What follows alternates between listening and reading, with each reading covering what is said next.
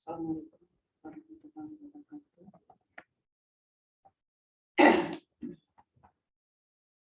Hari ini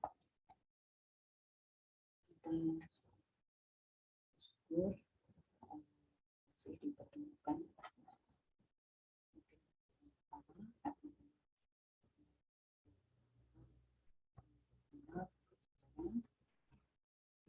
akan menyampaikan kasus saya selaku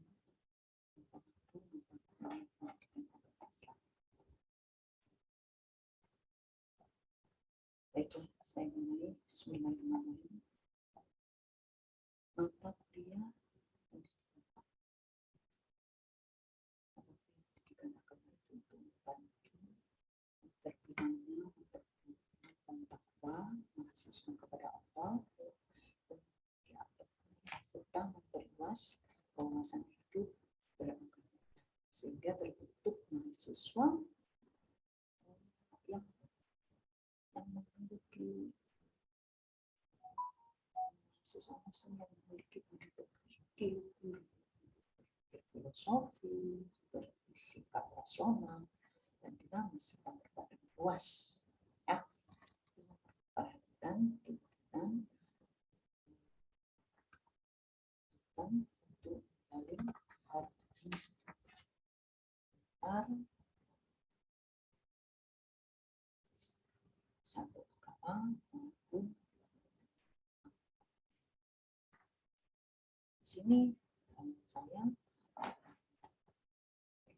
bukan strategi atau metode pembelajaran secara perkuliahan yang sampai ada diskusi, di dalam diskusi itu ada tanya jawab, di dalam ceramah itu otomatis saya akan memberikan materi sesuai dengan siapa yang diberikan pada saya. Salah satunya adalah konsep manusia, jangan soal agama itu sendiri, kemudian tentang Islam, kemudian tentang dasar ajaran Islam, sumber ajaran Islam, pengetahuan dalam Islam, kerukunan antar umat. Masih ada diskusi yang kedua, pembelajaran secara diskusi di mana cara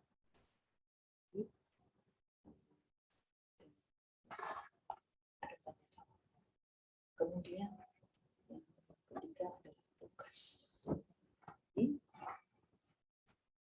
seluruh tugas itu dilakukan secara individual maupun secara kelompok. Tugas itu selalu terkait dengan materi perkuliahan sebelum pelaksanaan ujian semester dan ujian akhir semester. Tugas itu dikumpulkan tepat pada hari yang telah ditentukan. Apabila ada keterlambatan, tugas maksimum nilai tugas yang akan diberikan nilai C. Sedangkan penilaian nilai akhir itu adalah nilai kumulatif, di mana di dalamnya ada nilai TS, ada nilai UAS, kemudian ada nilai tugas mandiri. Nilai bobotnya tugas itu 20%, presentasi 10%, UTS atau ujian tengah semester 30%, dan yang terakhir adalah UAS-nya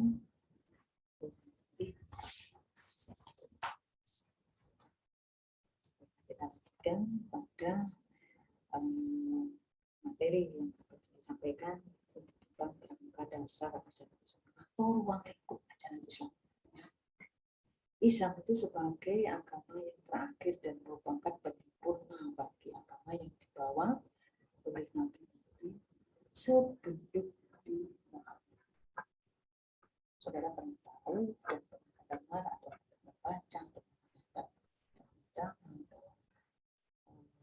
agama sebelum-sebelumnya. Ya. Jadi agama Islam itu adalah agama yang mempunyai ajaran bagi semua segi kehidupan. Secara kasih besarnya atau dasar ajaran Islam itu bagi satu akidah, ya, akidah, syariah dan akhlak. Kalau kita mau melihat akidah apa sih akidah itu, ya, saya sedikit sebelum berikutnya. Jadi akidah itu dari sisi etimologis, dari segi etimologis atau dari segi bahasa itu akada, yaqidu, akda itu artinya adalah simpul atau ikatan dalam perjanjian yang kokoh dan seseorang yang harus kokoh, ya. Makanya di sini saya ibaratkan dengan pohon, ya. Saya buka saya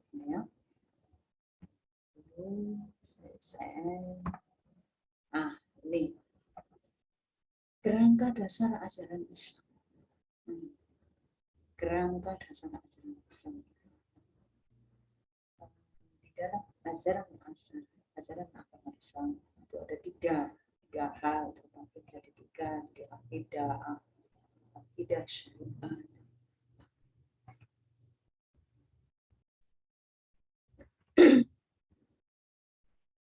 Ini pokok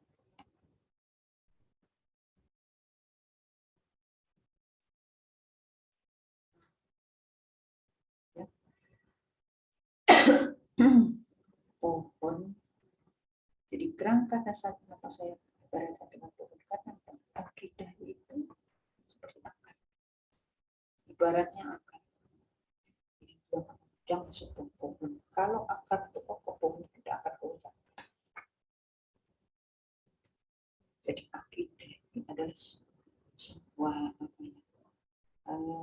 yang dapat menegakkan pohon, menegakkan batang pohon di atas permukaan. Jadi akidah, keyakinan ini harus batang, ranting, daun, batang itu adalah syariah.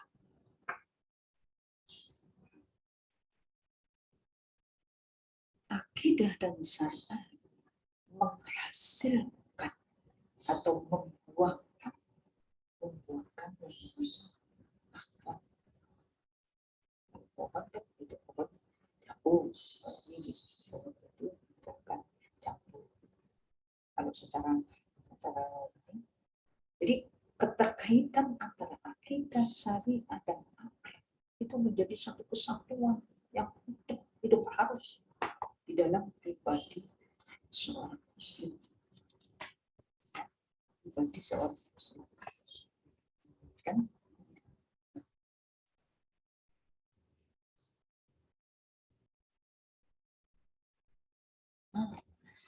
Akidah. Apa sih akidah? Di situ ada arkan iman terbagi menjadi 6. Jadi akidah itu berisikan ajaran tentang apa saja yang mesti dipercayai, diyakini, diimani oleh setiap muslim. Sedangkan sistem kepercayaan Islam atau akidah itu dibangun di atas dasar 6 dasar keimanan. Sering kita dengar ini adalah iman kepada Allah, iman, rukun iman. Situ saya menyebutkan dengan arkanul iman itu sama dengan rukun iman. Ya, dan itu yang wajib kita yakini dan itu harus pokok. Iman kepada iman kepada kitab suci, iman kepada Rasul, iman kepada hari akhir, dan iman kepada khotam. ada beberapa hal yang penting yang harus diperhatikan. Pastikan dalam memahami akidah. Setiap manusia memiliki fitrah untuk mengakui kebenaran dengan potensi yang dimilikinya. Dengan apa? Kita akan, karena kita diberikan, dibekali itu. Untuk apa? Untuk mencari, menguji kebenaran. Ini saya kabarkan di sana adalah kalau kita bicara tadi saya mengatakan setiap manusia itu memiliki fitrah. Fitrah kita itu ada banyak. Binatang juga sama. Jadi manusia dengan binatang sama-sama mempunyai fitrah. Fitrah manusia ada 100. Sedangkan fitrah hewan ada 99. Ayo, kira-kira apa yang perbedaan satu fitrah manusia dengan fitrah hewan? Jadi fitrah manusia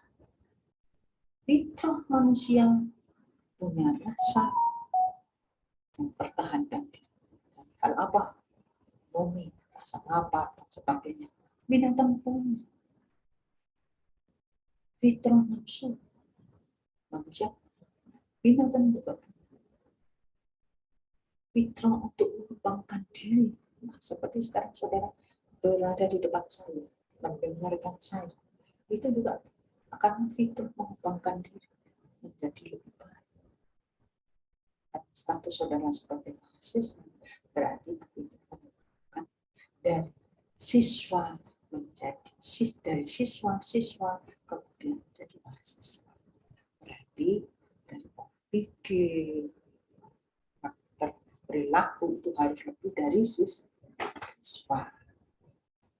Bukan lagi dituntut lagi, tapi harus mencari, bukan selalu diberi, tapi harus cari, ya. Jadi fitrah manusia itu ada satu lagi, ya, kawin. Binatang juga ada. Cuman perbedaan binatang dan manusia, karena manusia itu ada wanita urus. Kalau binatang, aku melihat si A, aku suka, aku. Sekarang perbedaan antara fitrah manusia yang 100 dengan fitrah binatang yang 99 yang membedakan adalah satu. Jadi satu fitrah binatang yang tidak punya, yaitu fitrah agama. Binatang nggak punya. Kalau punya, ya nggak akan. Karena kalau seseorang, dulu kita pernah dengar itu yang Jogja itu ada istilah kupu-kupu. Jadi dia tidak dipakai itu karena oke, kita lanjut. Memahami akidah itu harus ada keyakinan yang kuat, bulat, penuh, tidak berbau dengan kesamaran dan keraguan. Maka manusia itu harus berilmu. Disinilah saudara itu sekarang sedang mencari ilmu supaya apa bisa menerima.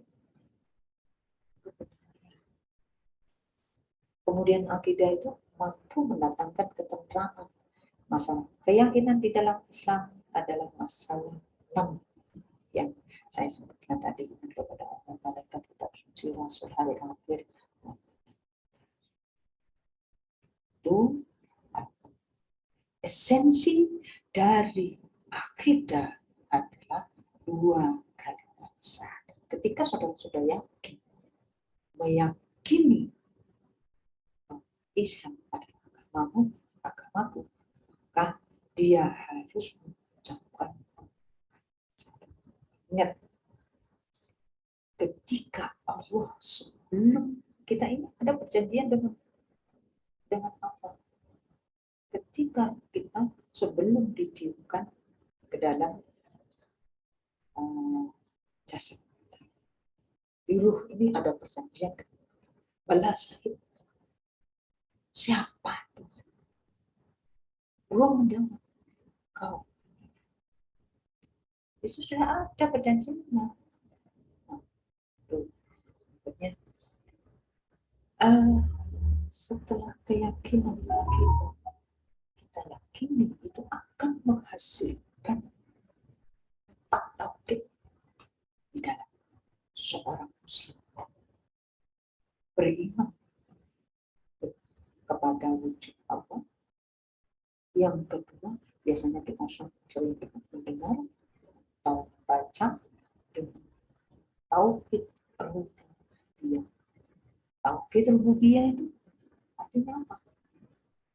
Apa tauhid? Allah sebagai zat dan pemelihara. Allahu khaliqu kulli syai'in. Yang ketiga adalah tauhid uluhiyah. Nah, ada ayat tauhid uluhiyah, yaitu sebagai zat atau Allah yang berhak, zat yang berhak disembah. Jadi kita sudah yakin, sering baca Alhamdulillahi Rabbil Alamin. Kemudian yang keempat adalah tauhid asma, sifat Allah. Nah, kita sering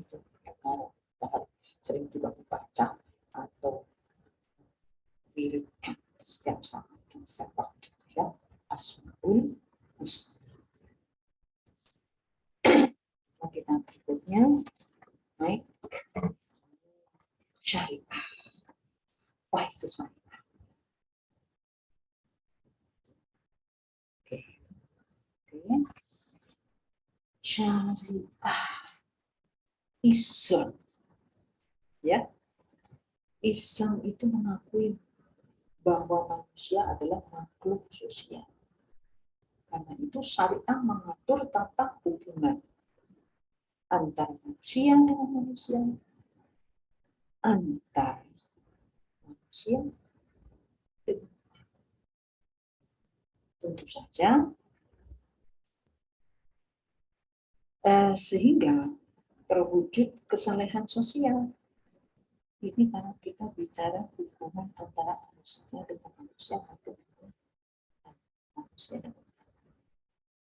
Kalau dengan anak, manusia dengan anak itu mendorong untuk memberi. Akhirnya terwujudlah lingkungan makmur. Kenapa demikian?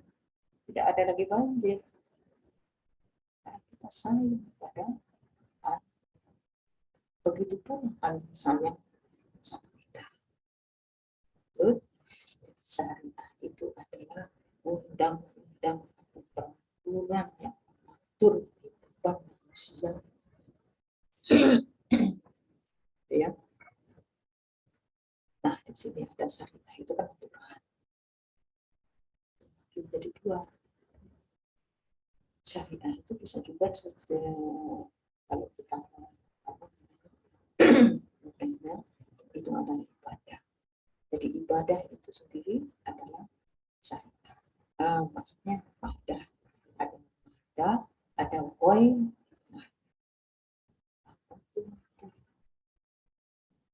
Ibadah yang langsung, ya, ibadah yang langsung kita dengan Allah, kita dengan Sang Pencipta. Apa? Syahadat, sholat, puasa, zakat, ya, haji, dia mampu. Syariat ini itu tidak memberatkan Allah, itu tidak memberatkan Allah. Allah itu mengetahui kekuatan apa. Jadi tidak memberatkan. Satu contoh, sholat.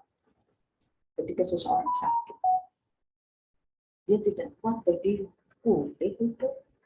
Tidak kuat duduk, boleh tidur. Tidak mampu bergerak sama sekali, hanya komat saja, tidak ada masalah. Allah mengasihi dan bersama, memberikan kemudahan kepada hamba. Cuma kita sebagai hamba merasa dimudahkan, disayang, akhirnya seenaknya sendiri. Jadi keenakan seperti puasa, perjalanan jauh boleh, sama dengan orang, tidak ada masalah. Bisa. Tidak mampu, ada halangan sakit dan sebagainya, bisa ada ganti, dan Allah buat aturan sendiri, dan itu sangat meringankan kita sebagai Islam. Tidak susah ini hamba sendiri. Zakat kita mampu, haji kalau kita mampu. Syariat itu datangnya dengan prinsip jadi berangsur seperti atau mungkin waktu zaman Nabi itu dulu ada larangan minuman keras, itu tidak langsung minuman keras haram, tidak seperti itu, tapi pelan ada step by step. Berangsur-angsur. Kemudian ada beberapa bagian yang tidak berpengaruh seperti ibadah yang langsung pada Allah. Itu ada beberapa ketika kita lanjutkan tentang ibadah, pasti di sini akan kita jelaskan mana yang harus dilakukan dan boleh atau sunnah. Ya. Yang ghair mahdan antara manusia dengan Allah, manusia. Sebenarnya di sini adalah hubungan manusia dengan manusia, ya, dengan manusia dengan Allah. Kalau yang hubungan manusia dengan Allah itu sudah termasuk mahdan. Maaf, ada ketentuan di dalam PPT. Ya. Baiklah, berikutnya yang terakhir adalah akhlak. Akhlak ini adalah sifat, ya, sifat yang melekat pada diri seseorang secara spontan diwujudkan di dalam tingkah laku. Kalau baik namanya akhlakul karimah, buruk akhlakul mazmumah. Dan ini semua pelajaran tentang akhlak ini semua bersumber pada Al-Quran. Harus ya, di sini saya perhatikan jamak dari akhlak adalah khuluq. Khuluq itu sama dengan akhlak yang artinya perangai, artinya perilaku atau tabiat. Akhlak atau perilaku yang baik dengan Allah bagaimana? Dan zikir, berdoa, tawakkal, berserah. Ya, kalau akhlak terhadap manusia, bila terjadi sesuatu, ya harus sabar. Kenikmatan harus bersyukur. Kemudian akhlak terhadap lingkungan. Nah, misi Islam itu adalah rahmat. Jadi mengembangkan rahmat bukan hanya kepada manusia saja, tetapi kepada alam dan lingkungan. Ya, terakhir kesimpulan, saya simpulkan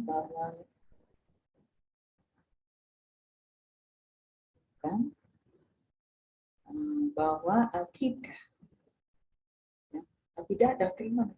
Syariah adalah tata cara aturan yang ditetapkan adalah perilaku tingkah laku gambaran dari akidah. Jadi apapun yang dilakukan dan apapun hasil yang dicapai dari setiap pekerjaan yang dilakukan seorang itu, tidak ada yang sia-sia selama pekerjaan itu bukan yang dilarang Allah dan hatinya selalu terikat dengan niat mencari ridha Allah. Dan pada dasarnya syariah dan akhlak yang baik akan tercipta jika akidah seseorang tersebut sudah baik atau sempurna. Jadi, mari bersama-sama memperbaiki akidah kita selama di guru menjadi yang lebih baik. Itu ya. Baiklah, saya tutup. Wassalamualaikum warahmatullahi wabarakatuh.